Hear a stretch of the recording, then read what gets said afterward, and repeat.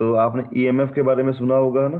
So do you know anything about EMF, what is EMF और how it is induced, कुछ पता है आपको?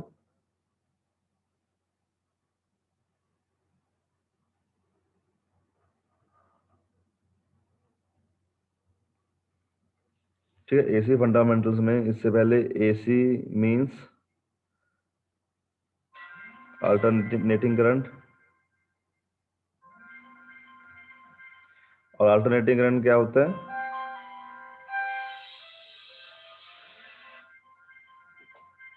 पहले एक डायरेक्शन में करेगा फ्लो, फिर दूसरी डायरेक्शन में करेगा। मतलब क्या? पहले इसमें, फिर then it it flows in reverse direction. तो ये साइकिल जो है आपका कॉन्टिन्यूसली रिपीट होता रहता है। ठीक है जी। So this is your AC supply, alternating current जो होता है, तो it is that current which flows in one direction and then it reverses its direction. ठीक है जी। तो this thing is already clear to you.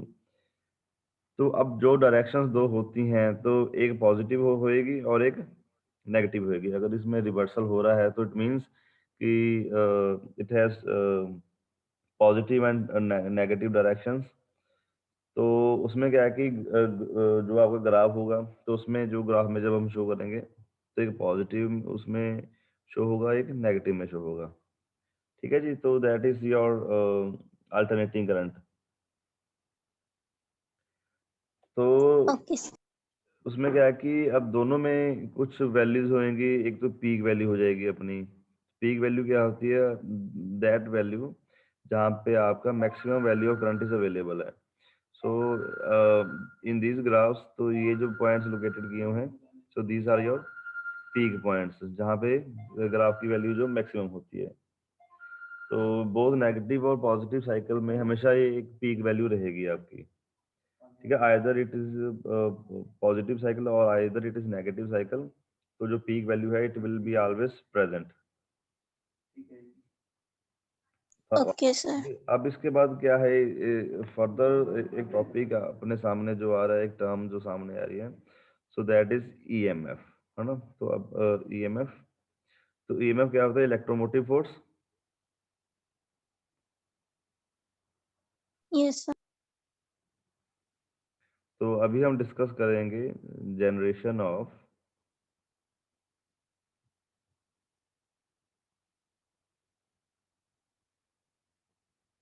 Alternating EMF.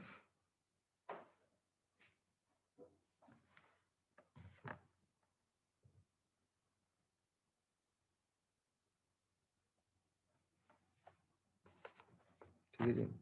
देखिए, अगर हमने एक डायग्राम बनाना, सपोज अपने पास टू मैग्नेट्स हैं, एक है नॉर्थ पोल, एक है south pole. So this is your north pole and this is your south pole. तो ये इसमें क्या है, मैग्नेटिक लाइन ऑफ फोर्सेस इसमें से निकल के जा रही हैं।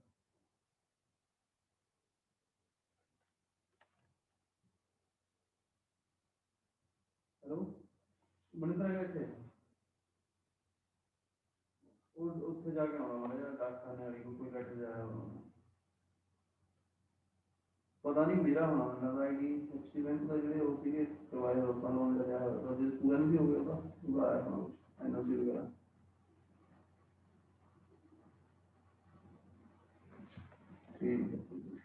ठीक है जी। तो ये आपके हैं मैग्नेटिक लाइन ऑफ फोर्सेस। अगर मान लीजिए इसमें हमने कुछ एक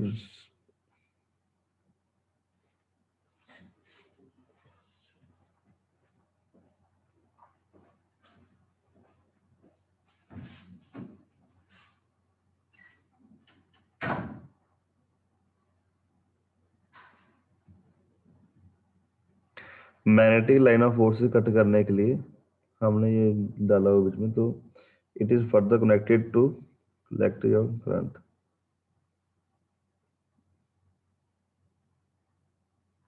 इसमें क्या है कि alternating EMF may be produced, alternating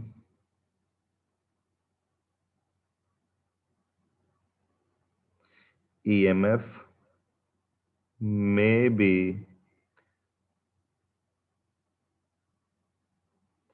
produced or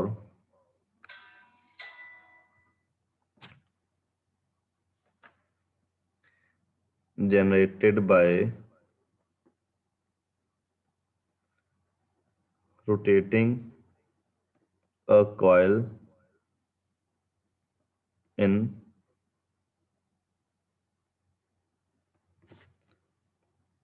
magnetic field. तो हमने एक एक कॉइल, आपके नॉर्थ और साउथ पोल है, तो उसमें हमने एक कॉइल रखी हुई है बीच में, ठीक है, जो ये है। तो दिस इज द कॉइल जो हमने इसमें इंसर्ट की हुई है मैग्नेटिक लाइन ऑफ फोर्सेस में, दोनों मैग्नेट्स के बीच में।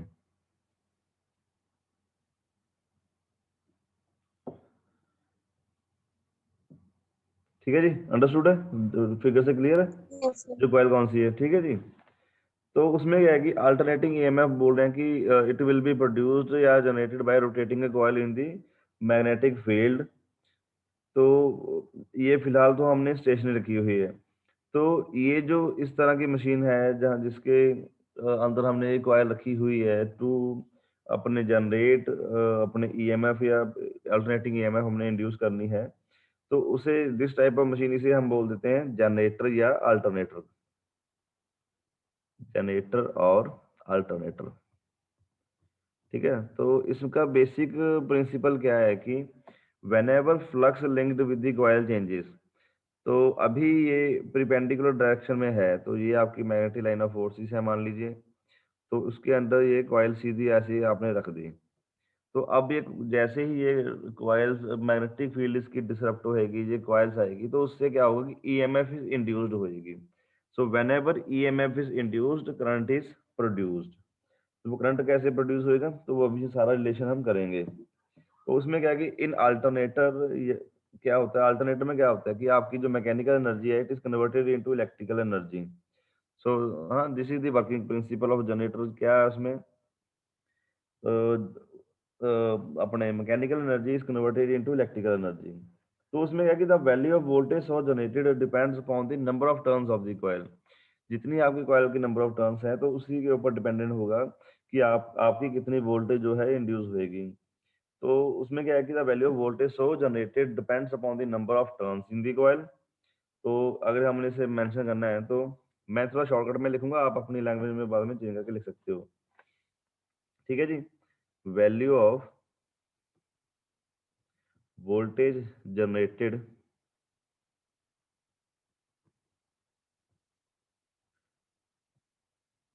डिपेंड्स अपॉन क्या, number of turns in the coil, strength of field जो आपकी है, स्ट्रेंथ ऑफ मैग्नेटिक फील्ड जो आप अपनी है। तो third one is speed at which coil rotates. So these are the three factors जिसके ऊपर डिपेंड कर रहा है कि वोल्टेज कितनी आपकी प्रोड्यूस होएगी। सो इसमें क्या है कि रोटेटिंग फील्ड जो होती है इस मोस्टली यूज इन प्रैक्टिस, अपना मोस्टली हम रोटेटिंग फील्ड है जो, तो वही यूज करते हैं हम। तो अब इसके बाद क्या है कि जो पार्ट आपका उसमें रोटेट होता है, तो उस पार्ट को हम क्या बोल देते हैं, रोटर। तो अगर इसकी हमने एक और डायग्राम बनानी हो, मैग्नेटिक फील्ड जो रोटेशन की कैसे बनती है, तो मान ली उसकी अगर हमने डायग्राम बनानी हो तो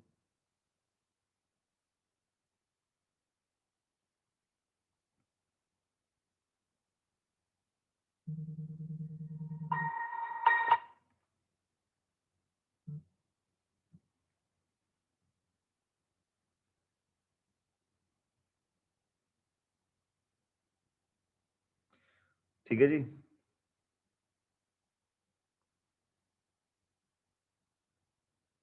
Yes, sir.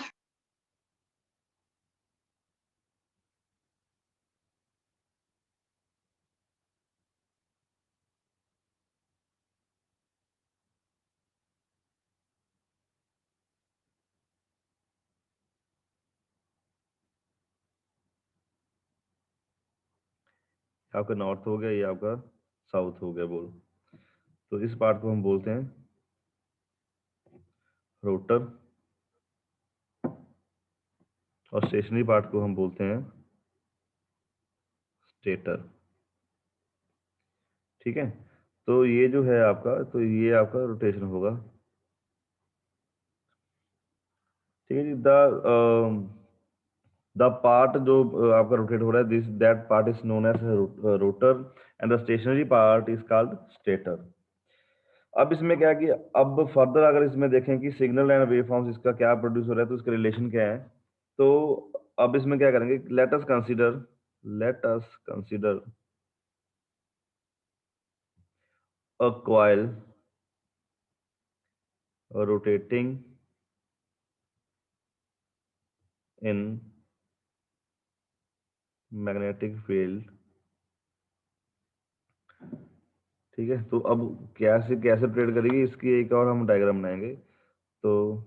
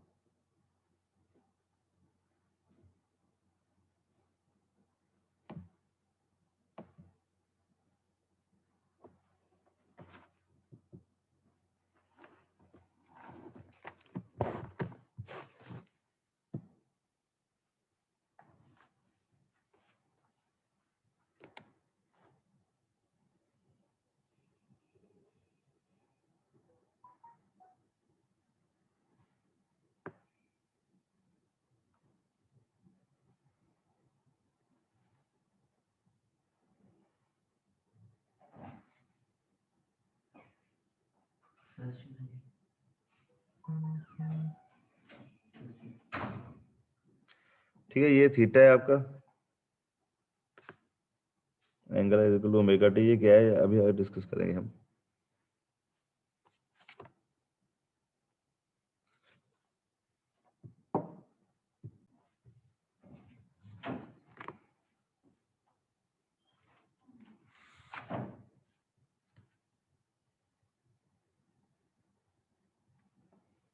तो उसमें क्या हमने क्या किया था, let us consider a coil rotating in a magnetic field as shown in the figure. तो आपके पास एक कॉइल है, तो वो रोटेट कर रही है मैग्नेटिक फील्ड में। ठीक है, तो आपके पास ये उसमें शो किया हुआ है। तो लेट एन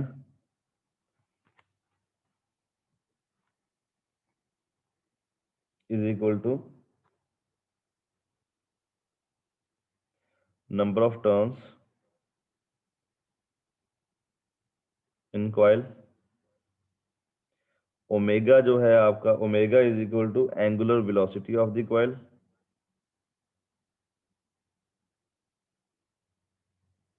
ठीक है, ये होती है रेडियंस पर सेकंड में, इसकी यूनिट जो होती है। तो इसके बाद क्या है आपके पास, फाइव मैक्स। फाइव मैक्स क्या है आपकी, maximum flux linked with the coil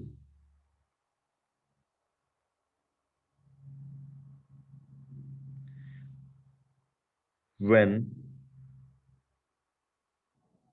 its plane coincides with the x-axis।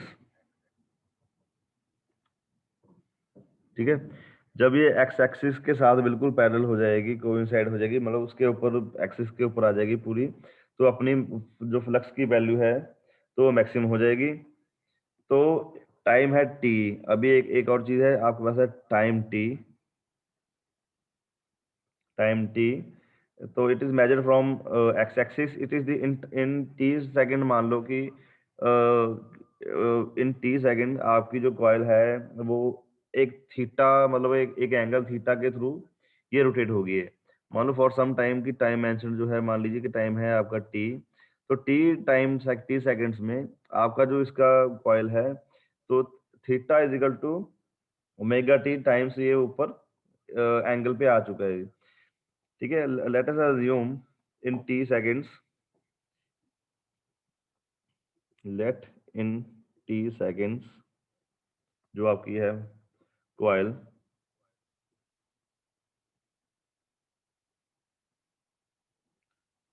Rotates through angle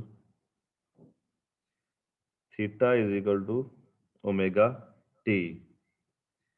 ठीक है जी। तो flux component linked with the coil जो है आपका, तो अगर हमने इसे इसे थीटा के उसमें मूव किया है, तो जो आपका फ्लक्स पार्ट है, जो flux component linked with the coil है, it will be phi max cos omega T.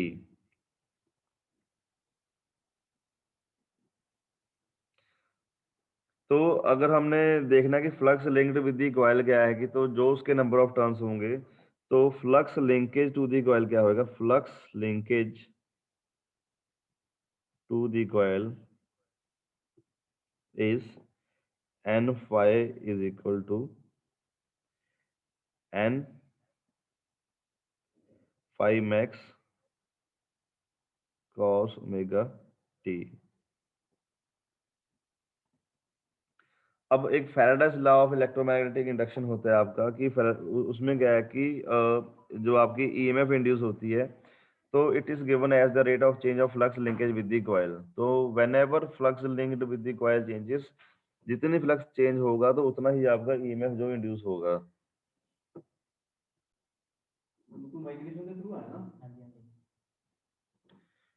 ठीक है जी। तो according to Faraday's law of electromagnetic induction, अभी तो मेंशन कर देते हैं, according to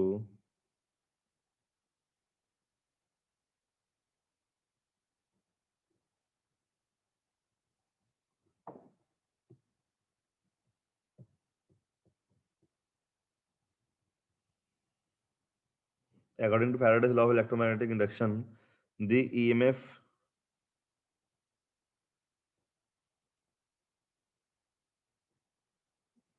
induced in coil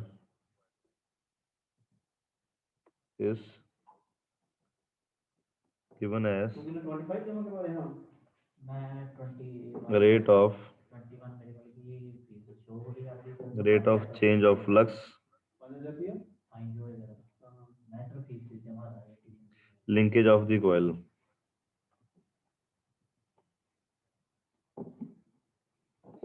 ठीक है जी। तो देयरफॉर इसमें क्या है कि therefore EMF induced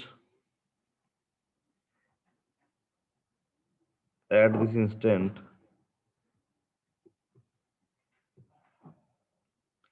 when theta is equal to omega t, या इसे इंस्टेंटेनियस वैल्यू भी बोल सकते हैं, तो it is given as E is equal to d by D T of n phi v। ठीक है, तो इसमें कर देंगे। ठीक है, मना करता। अकॉर्डिंग टू ईएमएफ जो होता है, Faraday's law of electromagnetic induction, जो ईएमएफ इंड्यूस्ड होता है, it is given as minus N d phi by D t, मतलब minus d by D T of N phi volts. ठीक है, तो इसमें एन कांस्टेंट है आपका minus Yes, sir. D phi by D t volts. ठीक है, तो अब ये आ गया, तो अपना ऊपर रिलेशन दिया हुआ हमने, एन फाई की वैल्यू अपने पास क्या है, तो आप इसे अभी ऐसे रहने दीजिए इस फॉर्म में, ठीक है। इसे इक्वेशन 1 दे दीजिए। तो इसमें क्या है कि equal to minus N D by D T of phi max cos omega T, ठीक है। तो जब हम इसका डिफरेंशियल लेंगे तो ये आ जाएगा अपना omega N phi max sine omega T. Cos का डिफरेंशियल साइन होता है विद नेगेटिव साइन, तो नेगेटिव नेगेटिव आपका पॉजिटिव हो जाएगा, ठीक है। ये रिलेशन आ गया आपका। तो finally we can write EMF induce is equal to omega N, this is omega, ठीक है, ओमेगा ये omega N phi max sine theta. So this is the relation for your EMF induced. तो अभी इसमें क्या है कि साइन की वैल्यू मैक्सिमम कब होती है? सर ये भी अंदर लिखा है या बाहर लिखा है ये? जैसे मर्जी लिख दो, अंदर लिख लो बाहर लिख लो, वोल्ट्स है ये तो ना। Okay sir. ठीक है, तो साइन की वैल्यू मैक्सिमम कब होती है? जब when theta is equal to sine 90 कितना होता है? 1। हाँ 1 होता है।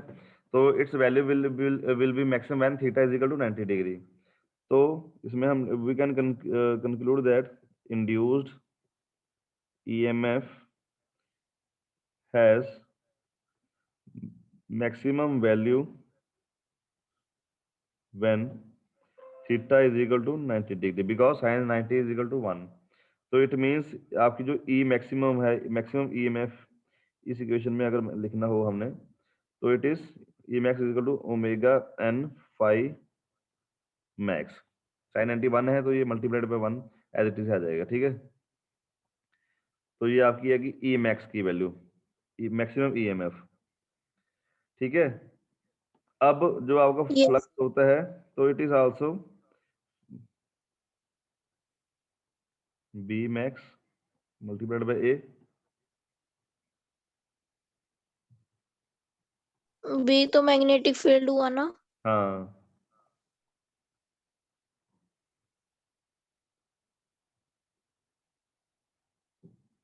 तो इसे हम लिख सकते हैं 2 पाई। अच्छा, ओमेगा की वैल्यू क्या होती है? Omega is equal to 2 pi by T होता है, यस सर। ठीक है। तो omega is equal to 2 pi by T, तो you can 2 pi multiplied by 1/T लिख सकते हैं। Yes sir. तो 1/T क्या होता है आपका? Frequency, frequency. ठीक है जी। Yes sir. तो इसे हम रिलेशन को अगर हम ऐसे लिखें 2 पाई F N B max A, ठीक है। Yes sir. सर न्यू भी तो लिख सकते हैं ना एफ को? हाँ ये 2 पाई, हाँ एफ भी लिख सकते हैं, म्यू भी लिख सकते हैं, आप ऐसे भी लिख सकते हैं, बट हम एफ लिखेंगे तो क्योंकि आपकी नोटेशन जो है इसमें हमने एफ लिखी हुई है। तो अब इसमें बी जो आपका है B max is equal to maximum flux density and A आपका क्या है? एरिया ऑफ कॉइल, ठीक है, मीटर स्क्वायर में। तो एफ है आपकी फ्रीक्वेंसी, ठीक है। तो अब इक्वेशन 1 है जो आपकी, जो हमने ये साइन थीटा की फॉर्म में लिखी थी, इसे इक्वेशन 1 मान लो, ठीक है। और सेकंड इक्वेशन आपकी 2 पाई F वाली, इसे मान लो। तो फ्रॉम इक्वेशन 1 एंड 2 E की वैल्यू क्या आ जाएगी? From equation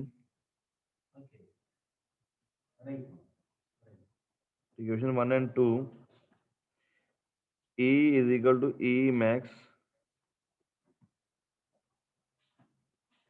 sign theta. ये मैं दोबारा लिख दूं साफ साफ,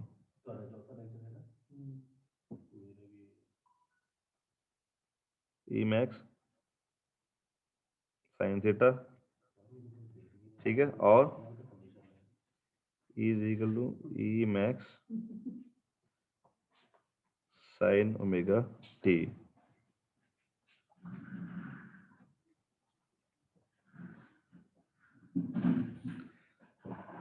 तो अगर हमने इंड्यूस्ड अल्टरनेटिंग करंट का रिलेशन निकालना हो, सिमिलरली जो आपका है इंड्यूस्ड अल्टरनेटिंग करंट का रिलेशन निकालना हो, तो I is equal to I max sine omega T. ठीक है जी।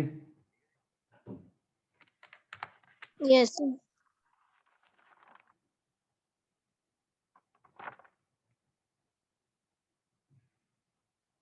अब इसके बाद नेक्स्ट लेक्चर में हम एक साइन कर्व करेंगे, वो साइन कर्व क्या होता है आपका। तो फॉर द टाइमिंग आपका ये यहाँ पे खत्म है। तो आपका ईएमएफ का रिलेशन है जो अपना वो ड्राइव हो गया। ठीक है जी। तो इसके बाद बाकी we will continue in our next